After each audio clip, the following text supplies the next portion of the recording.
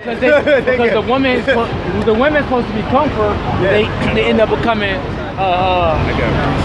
they end up becoming a burden. Yeah. I got it. Let me know this piece. This is Micaiah 7 verse 6. Micah 7 verse 6. Let me close out with two on the word.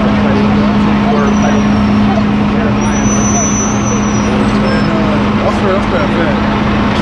Trust not in a friend, put not confidence in a guide. Keep the doors of thy mouth from her that lie in thy bosom. For the son dishonoreth the father, and the daughter rises up against her mother, the daughter-in-law against her mother-in-law.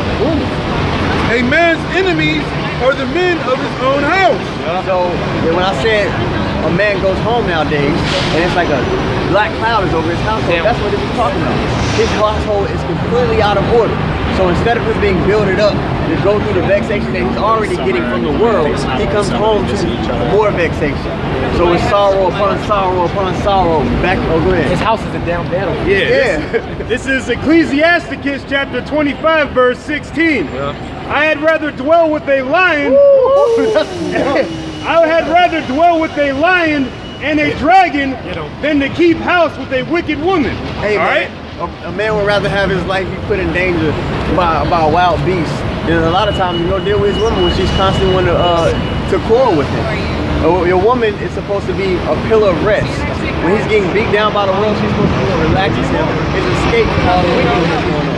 But nowadays, because order has been taken away from our women and our men, a man goes home and now he's on the battlefield again. He's going through trouble at work and trouble at home. Ecclesiastes 26 verse 7, it says, an evil wife is a yoke shaken to and fro. He that holdeth her is as though he held a scorpion. Yo, you ever had a pit, like a big pit bull on the chain, and he's just wild and you trying to hold him, he drag him. That's how it is, man. That's a modern day example there. That's a spirit. That's a modern day. She got hit by that. All right? She probably wicked. That's a modern day example, man. It says, you know how it is dealing with a get in the camera. Everybody get in the camera. It says, a drunken woman in a gatter abroad causes great anger, and she will not cover her own shame. Yeah, because the women, like now, it's dark, it's nighttime out. All right, you got women walking by themselves being little smuts in the city, all right? Scriptures say, scriptures, what does scriptures say about gadding about? It says a drunken woman in a gatter abroad causes great anger, and she will not cover her own shame. Yeah, because they don't have shame, they're unshameful, all right? And they bring shame when you deal with them, all right? Because, and then when you go into it, hey man, when women are drunk, oh my goodness, that's easy access. It's like open doors, man. They don't know how to control themselves mostly when they drunk, man. You see a lot of people, a lot of men, they get their box when that woman be drunk, man. And then the open shame be what? She be like, that's what men go to the club and do. They wait for women to feel a little tipsy and to try to take advantage. First of all, a woman shouldn't be by herself at nighttime around a bunch of men. That's out of order, especially if she has a man and she belongs to somebody. It's wickedness. But we say that and people like, we just have some jig stop here. I say that and they look at me crazy like I'm saying some off the wall shit. It says, the whoredom of a woman may be known in her haughty looks and eyelids. Yeah, so a woman will be married, bro, at the club, winking at a dude, dancing up on a man, enticing him. But her haughty looks and eyelids is her stiletto boots, her short skirt, her booty shorts, cleavage out, makeup, weave. Total opposite of being modest. Beautiful. Okay, so she's doing a total opposite of what the Lord told her to do. So she's being wicked. 1, 2. You know what? Sorry to interrupt. Hi. Hey, how you doing? How are you? So she's doing the total opposite of what the Lord commanded her to do. And now she's out here in public, belonging to someone, gadding abroad. Yeah, because if you read the history in old times, all right, women weren't out of order, all right. They only dealt with their husbands, all right. And if a woman did commit adultery, the law says she'll be put to death.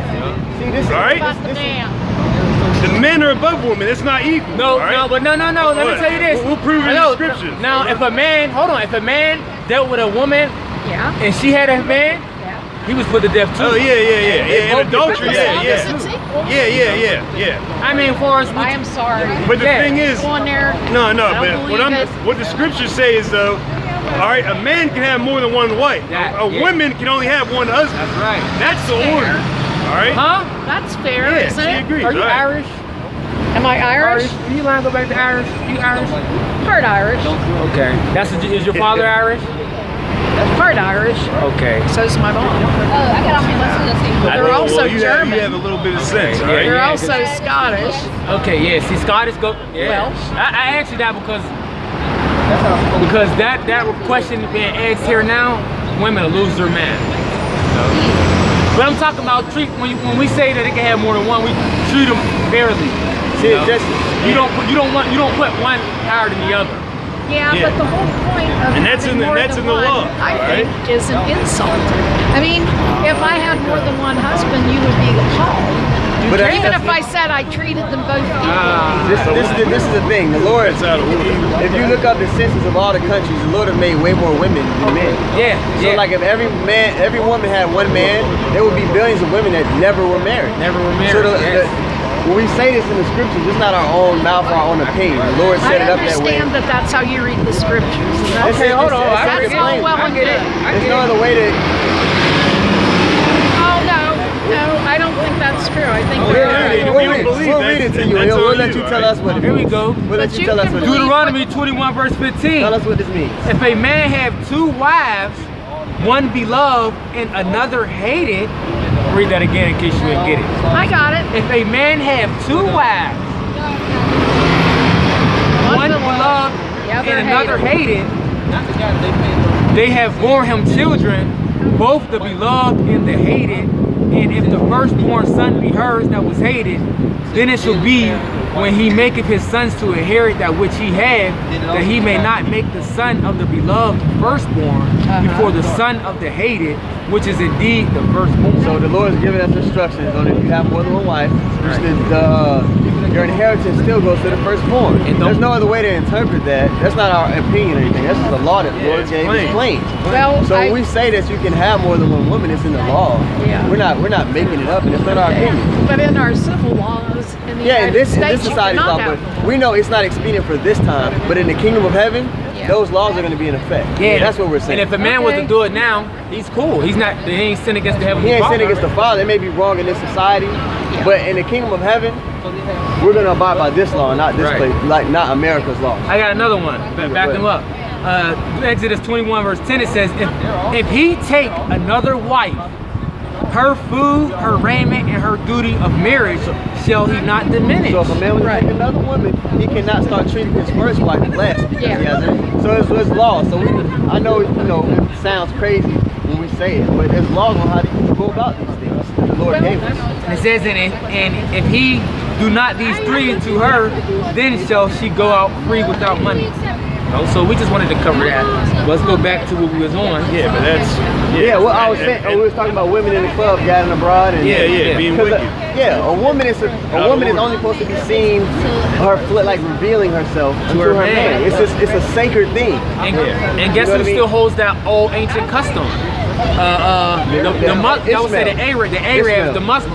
The Muslim women still cover themselves up to their men. Yeah. When they come over here in America, within 6 months, they're gonna stop wearing the hijab, what's they called, the hijabs, and the Hijab. dresses, or the hijabs and the dresses, and they're gonna start dressing with what? Stilettos and leggings. Yeah, even them in Their India, cleavage they gonna do be the same showing. thing. Their cleavage gonna be showing, and they just said to hell with their culture. Because what? That's drinking the philosophies of America. Said Babylon. Well, I mean, yeah. It says, verse 10, It's a sacred thing, man. back in Ecclesiastes 26:10, it says, if thy